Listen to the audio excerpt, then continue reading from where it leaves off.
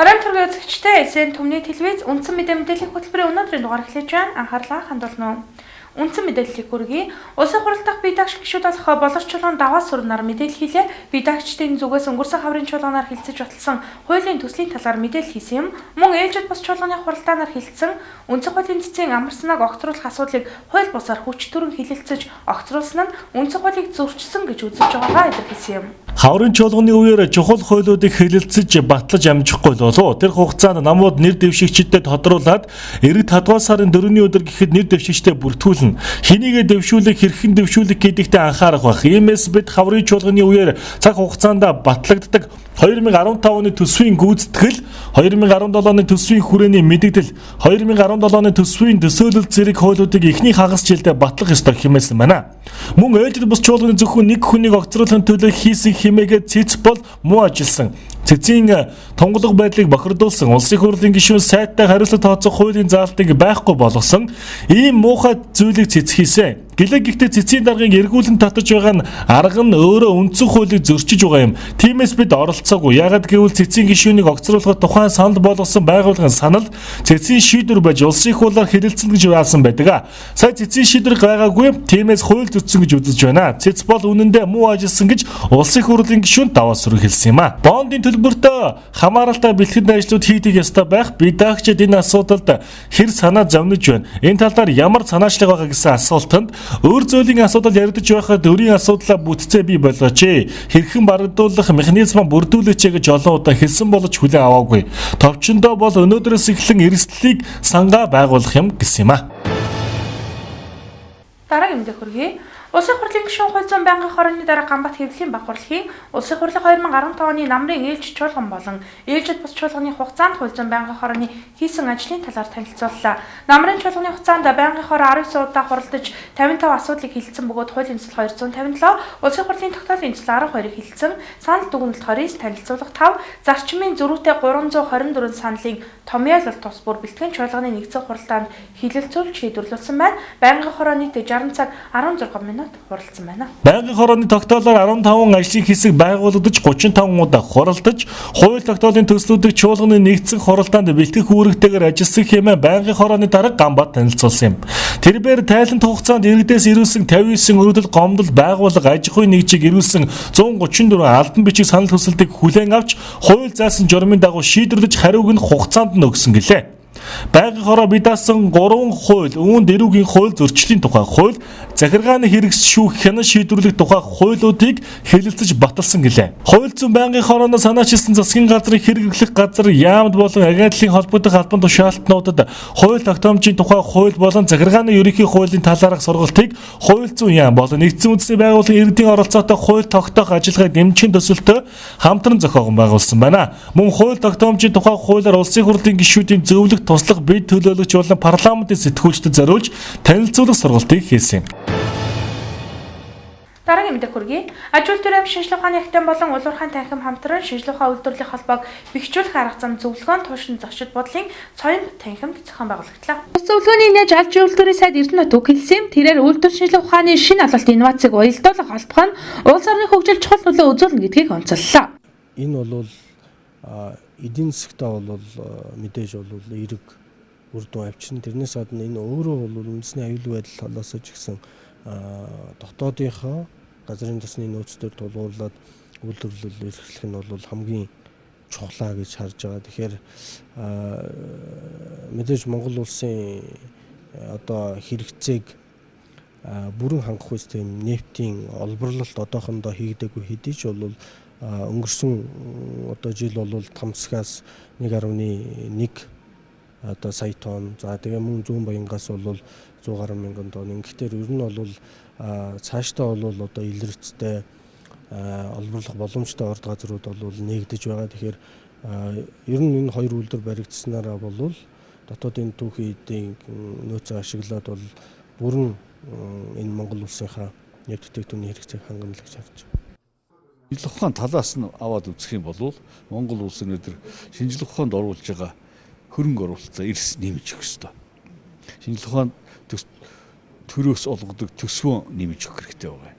Тэгэхээр Монгол улс бол жилд За энэ 15 16 оны байдлаар бол нэг 17-оос 18 сая долларын тэнцвэс хэмжээний урсгал зардлыг шинжлэх ухаанд өгч байгаа.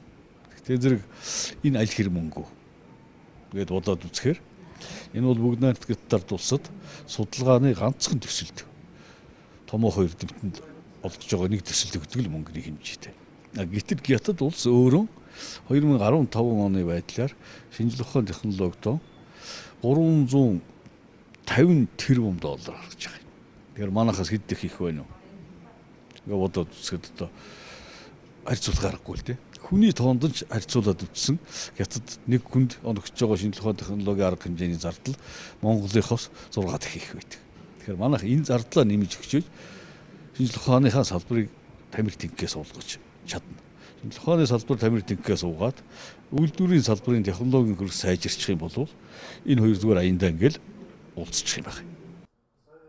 Мөн аж үйлдвэрийн яамны стратеги бодлого төлөвлөлтийн газрын дараа ботогдох технологи үйлдвэрлэгч нь хүн учраас хүний нөөц үлдэх залуу боловсон өвчнөөс сургах талд илүү анхаарч шинжлэх ухааны технологийн их сургуультай хамтран ажиллаж байна. Үйлдвэрлэлийг 1% нэмэхэд дотоодын энд бүтээгдэхүүн 2 дахин өснө гэлээ. Зөвлөгөөнөөр зэсийн баяжмал хайлуулах, боловсруулах цогцлбор түүнийг дагалдах үйлдвэрүүдийн асуудал, хар төмөрлөг, газрын засны асуудлыг хүндэн хэлцлээ. Мөн энэ үеэр аж үйлдвэрийн яам, шинжлэх ухааны ахтайм, шинжлэх ухааны технологийн их сургуультай хамтран ажиллах санам жижигт гарын үсэг зурсан юм а. Мэдээсээ баяр жаргал.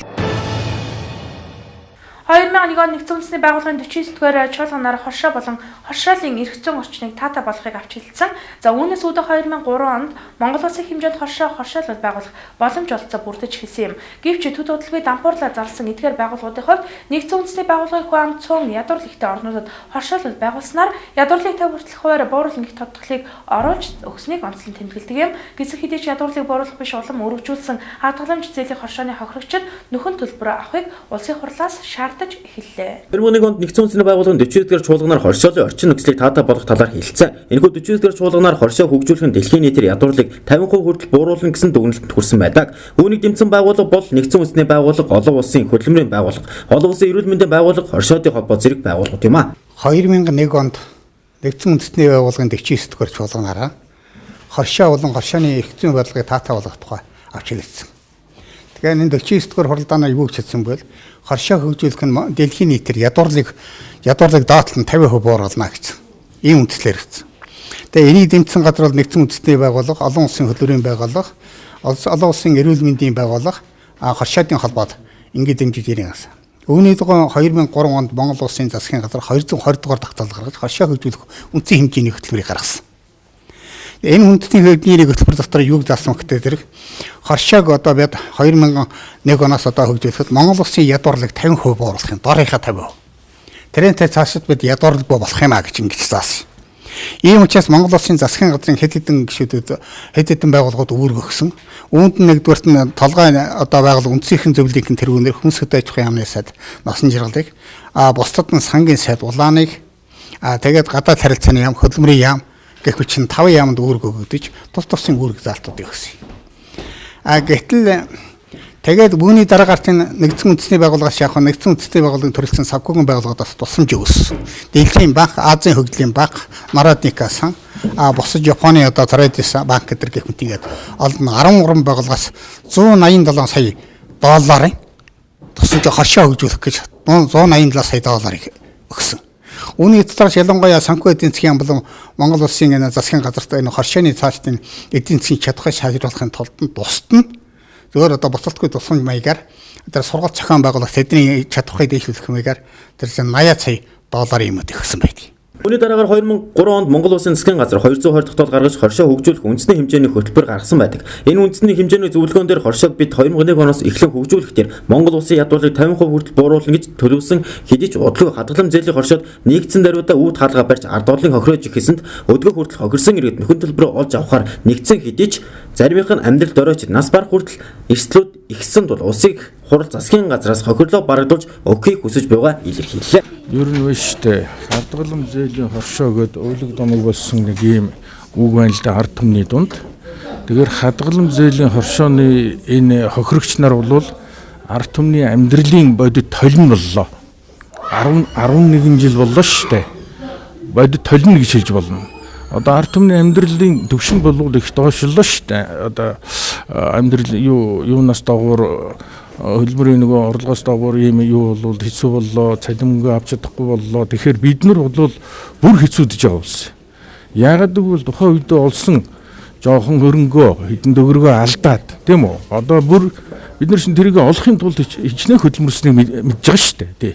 Тэгэхээр тэрэн дээр нэмээ тэрийг авч чадахгүй тэгээд одоо ажил төрөлгүй ингэ байна гэдэг чинь улам их дарамт үүсгэж байгаа байхгүй юу? Тэгэхээр ерөөсө төр засгаас одоо төр засаг маань ард түмнээ харддаг одоо ард түмний төлөө юм бол хуулиа хэрэгжүүлээч. Хуулиа хэрэгжүүлээч. Тий. Хэд хэдэн хууль гарлаа энийг хэрэгжүүлж өгөөч л гэж одоо үсэж байна. Ерөөсөө л тэр. Тэгээд одоо төр засаг маань бид нарыг харж үздэг бол Монголын ард түмэн хүн хүнээ харж үздэг цаг болчихлоо.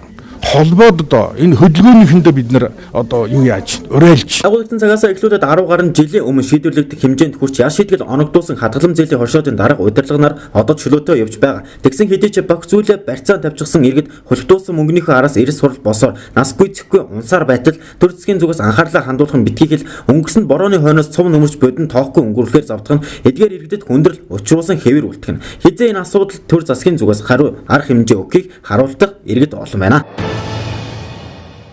Энэ оны ихний хагасны байдлаар нийслэлийн хэмжээнд хөлмөр эхэлдэг 217 хүүхэд байна гэх тооцоог нийслэлийн хүүхэд гэр бүл хөгжлийн газраас гаргасан юм. Харин аль байсаар 10,000 гаруй хүүхэд хөлмөр эхлэдэг гэх тооцоо гаргажээ. Тэгвэл сүүлийн жилүүдэд хөлмөр эхэлдэг хүүхдийн тоо 12 буурсан үзүүлэлт гарсан байна. Ерөн сүүлийн жилүүдэд хөлмөр эхэлдэг хараа хяналтгүй хүүхдүүд цөөрсөн нь 2013 оноос хүүхдэд чиглэсэн тэднийг нийгэмшүүлэх үйл явц өргөн хүрээнд хийсэнтэй холбоотой хэмээн албаныхан тайлбарлаж байна. Хөлмөр эхэлдэг хүүхдээс гадна хараа хяналтгүй тэнмэл хүүхдийн тооч буурсан байна. Байнгын хараа хяналтгүй тэнмэл гэсэн ангилалд байдаг 60 хүүхэд харин түүний цаана улирлын чанартай орон гэрээсээ дайждаг 250 хүүхэд байдаг гэх сүүлийн үеийн судалгаа байгаа юм. Нийслэлийн хүүхэд гэр бүл хөгжлийн газраас өнгөрсөн жил орон гэрээсээ дайжиж тэндэг 70 хүүхэдийг илрүүлсэн байна. Яг одоо өнгөрсөн оны сүүл буюу одоо энэ оны эхний байдлаар бол хөдөлмөр эхлэгч нийт 217 хүүхэд гэж бүртгэгдсэн байгаа. За ер нь бол 10 орчим хувиар буурдیں۔ Жил болгон. Гэхдээ энэ яагаад ихсээд идэв гэхээр зарим тохиолдолд энэ улирлын чанартай бас нэг зуны улирал болон жижиглэнгийн худалдаа эрхэлдэг хүмүүс нэлээд олон гараад ирчдэг. Үүнээсээ болоод тоо бол байнгын хөдөлгөөнтэй байж байдаг. 13 хонд нийгмийн хамгаалалт хөдөлмөрийн сайд Ганди гэдэг сайд байсан. Тэгэхээр энэ хүмүүс маань бас гэрте харих зам гэдэг төслийг бас нэлээд хугацаанд хэрэгжүүлсэн. Тэгэхээр яг энэ нэг иймэрхүү төрлийн одоо хүүхдийн гэр бүлийн иргэн нэгтгэх нийгэмшүүлэх одоо үйлчлэгийг бол байгууллагууд бол тодорхой хэмжээгээр хийж эхэлсэн.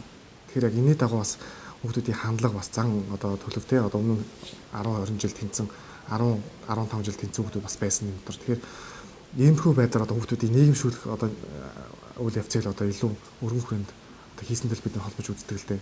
Тэгээ өнгөрсөн жилд бол бид нар 70 гаруй хүүхдүүдийг одоо илрүүлсэн. Тэгээд 70 гаруй хүүхдүүдийн бараг 40 орчим одоо хувийн бол гэрт нь буцаасан үлдсэн хувь нь бол асамжийн төвд одоо ингэж буцааж шилжүүлэх байдаг ажилтдаг. Энэ жил бид нар бас 40 орчим хүүхдүүдийг бас идрүүлээд 30 орчим одоо хүүхдийг бол гэр бүлийн буцаагаад ч юм уу те асамжийн төвд шинж шилжүүлж ажилласан. Хөдөлмөр эхэлдэг хүүхдийн статистик буурах дүр зураг ажиглагдсан. Үүний хажуугаар хүүхдийн хүчирхийлэл нэмэгдсэн санаа зовоохоос асуудал болсон талаар албаныхан мэдээлж байна. Ялангуяа бие махбодын хүчирхийлэл өнгөрсөн оноос 3 дахин өссөн байна. Нийслэлийн хүүхэд гэр бүл хөгжлийн газраас 2012 онд л хэд хүүхдийн хүчирхийллийн 54 кейсээр ажиллаж байжээ. Тэгвэл энэ онд 1357 болж нэмэгдсэн байна. Энэ дундаас хамгийн санаа зовоохоос асуудал нь цусан төрлийн буюу хамаатны ах төрөл садны хүн эсвэл хойд эцэг нь хүчирхийлэх явдал нэмэгдсэн байна. Гэтэл эцэг эхчүүд төрөл садны хүнтэйгээ тохиролцох явдал нэмэгдэх болсон нь анхаарал хандуулах асуудлын нэгд зүй ясаар орсон талаар дүүрэг хорооны нийгмийн ажилтнууд учирлаж байна. Мэдээлэл баяр жаргал. Улсын хэмжээнд 145.2 малчин мал маллаж амьдардаг гэсэн судалгаа бий. За нийт малчин өрхийн 118,000 өвлжөө хаварж байгаа аль ёсоор бүртгэлжүүлсэн байх юм. Уг нь малчид өөрийн өмч болсон өвлжөө хаварж байгаа бүртгэлжүүлж тухайн газартаа үл хөдлөх хөрөнгө тооцогдох барилга объектыг барьвал малчдын өвлжөө хаваржааг эдийн засгийн эргэлтэд оруулах боломж бүртгэхийг барилга хот байгуулалт яамнаас мэдээлж байна. Үл хөдлөх хөрөнгөтэй болгоё, үр хөвгттэй өвлүүлэх эд хөрөнгөтэй байлгая гэдэг ийм л зорилготой. Гэхдээ энэ одоо ажлыг эрчимжүүлэхдээ бид мэдээллийг малчдаа маш сайн түгээж өгөхгүй бол энэ асуудал маань нөгөө хий дэмий хоосон ажил болж хувирах гээд байна. Жишээлбэл малчин арилжааны банкнаас зээл авахар болоход тухайн өвлжийг хаварж байгаа барьцаа олгон ашиглаж болно. Хамгийн гол нь малчтын өвлжийг гээд нэг сарвч байхаас гадна түүнийг таарсан нутаглаж байгаа газрынхаа онцлог тохируулан аргал чулуу мод зэргийг ашиглан өндрөөр үнэлэгдэх тодорхой объектыг барих шаардлагатай байна. Мэдээлэл сайн баяр жаргал. Аймгийн нийслэлд төсвийн хөрөнгөөр барьсан нийт 929 айлын орон сууцыг зах зээлийн ханшаас хямд үнээр зорилтод иргэдэд түрээслэх хөтөлбөр засгийн газраас баталсан юм. Улаанбаатар хотод буянтгой 2 хороолол 350 айлын Арханга авс Дархуул Хинтээ Ховд аймгийн төвөд Сэлэн аймгийн 100 хараа Хинтээ аймгийн бор өндөрт баригдсан 579 айлын 30-аас 50 хүртэлх метр квадраттай орон сууцыг иргэдэд түрээслэхээр болсон. Хот дахь түрээсийн байрны үн метр квадрат нь 5500 буюу 200-аас 280 мянган төгрөг. Орон нутагт метр квадрат нь 4000-аас 140 буюу 230 мянган төгрөгийн хооронд байгаа юм. За төлбөрийн нөхцөл нь түрээслэх жиргээ эхлээд заавал эрсдлийг тооцсон 3 сарын барьцааг төлж цаашид сар сард нь байрныхаа түрээсийн мөнгийг өгөөд явж болох юм. Энэ зөвхөн энэ 929 айлын орон сууцаар хязгаардагдахгүй. Энэ бол цаашлаад тасралтгүй үргэлжлэх одоо ийм процесс байх ёстой. Төрийн орон сууц корпорацтай тохиролцсон тийм ээ.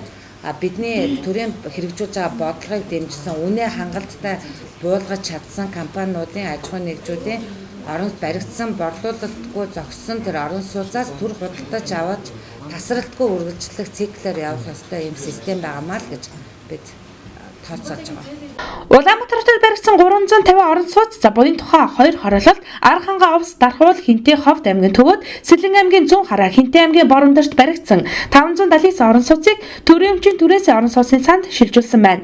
Иргэнд тавих шалгуур үзүүлэлтийн тухайд эрх зүйн бүрэн чадамжтай 21 наснд хүрсэн тухайн орон нутагт төр буюу байнга оршин суудаг тогтмол орлоготой байх орлогын түрээсийн барьцаа түрээсийн төлбөр болон цууцны ашиглалтын зарлаа төлөх боломжтой гэр хороолт амьдардаг үндсэн өмчлөгчдийн хувьар өөрийн өмчлийн инженерийн бүрэн хангамжтай орон сууцгүй бүрдүүлэх бичиг баримтын тухайд иргэний захим үнэлэхийн холбоор оршин суугаа хаягийн болон амбулын талаарх тодорхойлолт тухайн баг хороонд хэдэн жил амьдарч байгааг тодорхойлсон байна. За мөн өргөдөл орлого тодорхойлох баримт бичиг өөрийн өмчлийн инженерийн бүрэн хангамжтай орон сууцгүй болохыг тодорхойлсон аймаг дүүргийн эд хөрөнгийн эрхийн бүртгэглийн байгууллагын лавлгаа байгалийн гамшиг гинтээ аюулын нөлөөллөөс орон гэргүй болсон иргэд аймаг нийслэлийн гамшигаас хамгаалах төрийн байгууллагын дүгнэлтийг авсарсан байна. За түрээсээ суудсан тавигдах шаардлагын тухайд барилгын норм дөрмийн шаардлагыг хангасан хөгжлийн бэрхшээлтэй иргэдэд хүртээмжтэй орчинг бүрдүүлсэн. Инженерийн өч бүрэн хангамжтай зочны онцлогын галтойгоо ариун цэврийн өрөө бүхий 30-аас 50 м2 хүртэлх талбайтай төрийн орон сууцны корпорац за түрээсээ орон сууцад хамрагдах хүсэлтэд иргэдийн бичиг баримтыг хизээнээс хүлээж авах талаар төрийн орон сууцны корпорацийн тэргүүн дэд захирал Алтан хоёг мэдээлэхдээ бид янаас гаргасан журмын хүрээнд хөтөлбөрийг хэрэгжүүлэх үйл явцаа зохицуулан дотоод журмаа гаргана. Энэ 7 хоногт багтаад түрээсээ орон сууц хөтөлбөрт хамрагдах хүсэлтэй иргэдийн материалыг хэрхэн хүлээн авч зохицуулах нь тодорхой болох юм. Ер нь бол 3 дугаар сарын 1 гэхэд иргэдийн хүсэлтийг хүлээж авч эхлэхээр төлөвлөж байгаагаа дуулгасан юм а. Мэдээлэл сайн баяр жаргал. Энэ оны 4-р сарын 15-ны дотор Мят компани Air Mongolia компанитай хамтран за баруун аймагуудад нислэг хийж эхлэх гэж байгаа. За энэ аялал жуулчлал хөгжөхөд тустай юм. Тухайлбал Хонконг, Улаанбаатар ховд, Берлин, Улаанбаатар, Баян-Улгийн гэсэн нэг чиглэлтэй нэг агаарын компани тасалбартай болсон тохиолдолд гадаадын аялагч жуулчид уулзтад маш их ач холбогдолтой юм а. Орон нутгийн нислэгч жижиг онгоцуудыг том онгоцтой хослуулах хэрэглэвэл нислэгийн хугацааг уртасгаж зорчигчдын хэмжээг мөн нэмэгдүүлж чадна. Хамгийн гол нь тийцний үн одоогийн мөрдөж байгаас 40% бурах боломжтой гэж тооцоолжээ. Иргэний засгийн ерхий газар Мят компани удирдлагууд ерөнхий сайтай хийсэн уулзалтынхаа үеэр ховдод хатуу уучлалтай болтын талбайтай учраас том онгоцуудаа тэнд буулгаж тэндээс Баян-Улгийн овс Говьалтай аймагуудад богино рейс хийх болцоод гэсэн судалгаа байгаа талаар мэдээлсэн юм. Тэгээ ерөнхийдөө автозам хөгжиж, засмал зам тавигдаж, холыг ойртуулж байгаа ч гэсэн баруун аймагуд руу бол явна гэдэг өөрөө бол ингээд 1100 км энэ хол нутгийг туулж баруун аймагуудад очно гэдэг бол өөрөө их хүнд цаг хугацаа шаардсан хүнд ажил байдаг. Тийм учраас одоо доор явж байгаа хоногийн 24 цагаас илүү хөдөлмөр сарж байгаа энэ иргэд энэ зорчигчдыгаа агаарын тээврээр хурдан гарах юм шаардлагатай. Мят компани тэгээд орон нутгийн нислэгүүлж байгаа хоёр компани нийлээд ингээд ийм нислэгээ одоо орон нутгад нислэгээ хүртээмжтэй болох тохиолдолд ерөнхий газрын зүгээс эдийн засгийн зохицуулалтын одоо бас хуульд заасан дагуу хийж болохоор байгаа. Тэгээд төрөөс баримтлах одоо иргэний засгийн талаар баримтлах бодлогын дагуу юу гэхээр зэрэг үн тарифын одоо хүртээмжтэй болгох, хямдуулах энэтэй зэрэгсүүлээд Мяг компани мэдээлснээр 4-р сард эхлэх нислэгийн эхний ээлжинд Улаанбаатараас том онгоцоор, Ховдод зорчигчдод Air Mongolia компани байршуулж бэлтгэсэн жижиг онгоцоор Баяуулгын завхан хүрэх юм. Харин говьалтай завхны нислэгийг тусдан зохион байгуулах юм байна. Иргэний засгийн ерхий газраас өмнө нь мэдээлж байснаар Сумдад нислэг үйлдэх төслийг 2015-аас 2016 онд 6 аймаг 60 сумыг, 2017-оос 2018 онд 7 аймаг 75 сумыг, 2018-аас 2020 онд 3 аймаг 31 сумыг хамарч байхаар хэрэгжүүлэхээр төлөвлөсөн байна. Мэдээгээсээ баяржалгаа. Дайн дэрхийн хийдэг чиний 15-ны хурал нам боллоо. Өнгөрсөн одоо ирээдүйн 3 цагийн хэлхээс 90-100-ыг дамнан хүн төрлөختнийг тэтгэж байдаг их хүндрэг бол мэдлэг ухаан байдаг. Тэрхүү мэдлэг ухааны санд зүй ёсоор ордог. Хүн төрлөختний оюуны сар бүтээлд орон дахны нэвтрхий тойл, бурхан багшийн зарлиг сургаалын чуулган болсон их үлгэн судрал яахан аргагүй ганжуур данжуур юм. Ганжуур гэдэг бол аман зарлиг. Хиний аман зарлиг хэмэвээс бурхан багшийн зарлиг юм. Тэгвэл тэрхүү бурхан багшийн зарлигийг дайн дэрхийн хийдэд шиний 15-ны хурал нам болж хорсон юм. Оройдоо ч их очиргаантай одоо дахиж бүргэж явж байх халдвартай эцтэй тийм газрын агуу байна. Энэ одоо дайн дэрхийн хүрээ тийм газар юм аа. Тэгэхээр энд бид нар 6 дэшнүүдээ шиний 1-ээс шиний 15-ны дуустал энэ хурал орж дайн дээрээс зөвхөн Монголд энэ дахиж байгаа тэрх баяртай юм аа. Сүсгтэн хийгээд сонирхсон хүмүүс энд ирж үзэж мөргөж залбирж байгаа сайн байна. За баярлалаа. Сагыг дээр үеэс дахин шүтэж байсан бөгөөд аян дээрхийг хийдгэж нэрлэгдэх тус агууд 3 зорчин лам 1000 орчим шавтайгаа байнга сууж тагдаг байж өдгөөч ижил бүр цагаан сарын шинийн 1-ээс шинийн 15-ны хооронд Хөвсгөл аймаг болон ойролцоох нутгийн ламнаар номхорж аян дээрхийн агууг тагдаг байна. Энэхүү агуун бас нэгэн сонирхолтой зүйд тогтоц хэлмэгдүүлэлттэй үед лам хуврагнаар агуугаар дамжин зөвлөлт холбоо тус руу хил гарч дөрөдөг байсан хэмээн тэмдэглэгцээ. Гисэг хэдэж сургуудыг тухайн үед дэлбэлж угарцыг хасан байна. Мөн агууг үзэж сонирхоор жилдээ гадаадын 100-аас 200 орчим хүн шинийн 1-ээс 15-ны хооронд өдөртөөгөө төдөөгөөс 200-аад хүн ирж овооны тахилгад оролцож их юм алтан хурын тагтын харшаанд орж ариулсан ирж буй жилийнхээ ажил үйлс хэмэрл ундагаас сэргээ уул усаа тагтаг заршилтай. Агуун хажуучнаар цуслангийн байрны шав тавьсан гэж үзэж сонирхоор зорин ирэх гадаадтуудын жуулчдын 5 дахьтай байх нөхцөлийг бүрдүүлж өгсөн бөгөөд дайн дэрхийн агууг сонирхож ирэх жуулчдын тоо нэмэгцээр байгаа юм а. Мэдээлэлд баяржалгал. Үнсэн мэдээллийн хөтөлбөр дэлхийн дахны онцлог үйл явдлын мэдээлэлээс хүргэж байна. Авч үзсэн үү?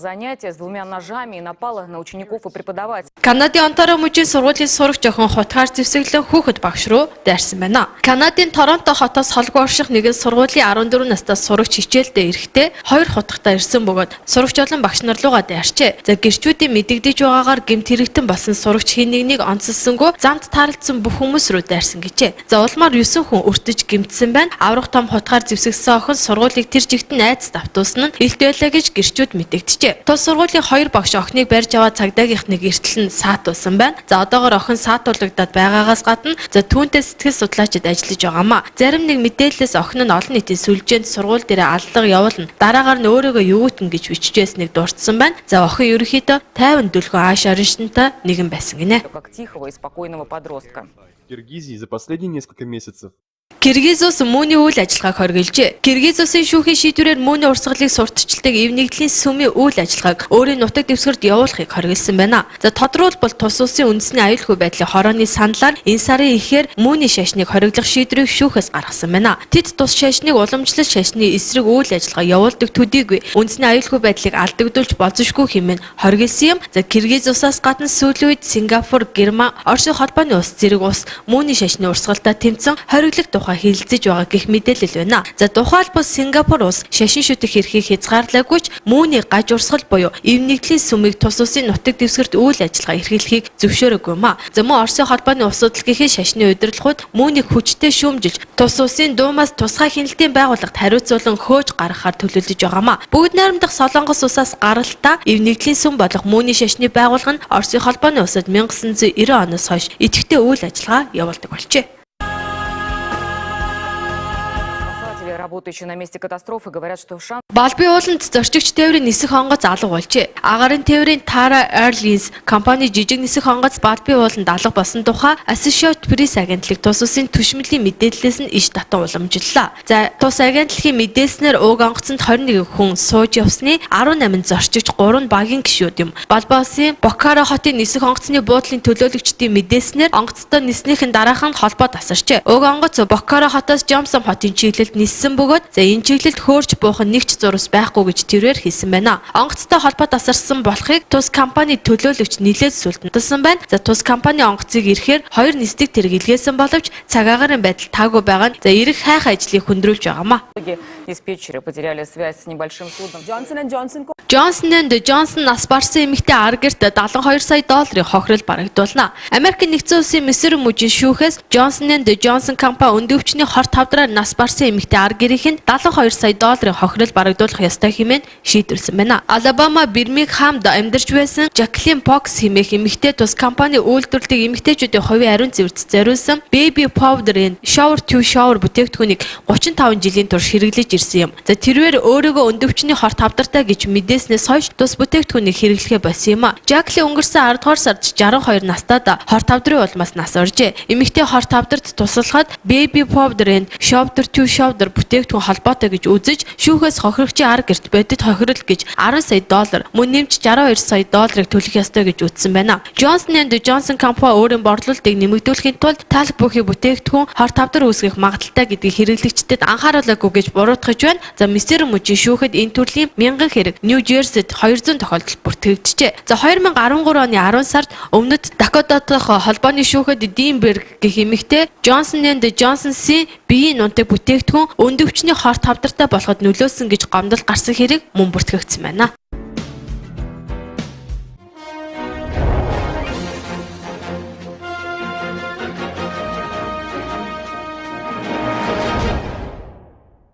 СН төмний телевиз үндсэн мэдээллийн хөтөлбөрийн өнөөдрийн дугаарыг хүрээд өндөрлөж байна. Иргэн шинэ мэдээлэлээр уулзлаа. Түр баяртай үзэгчтэй.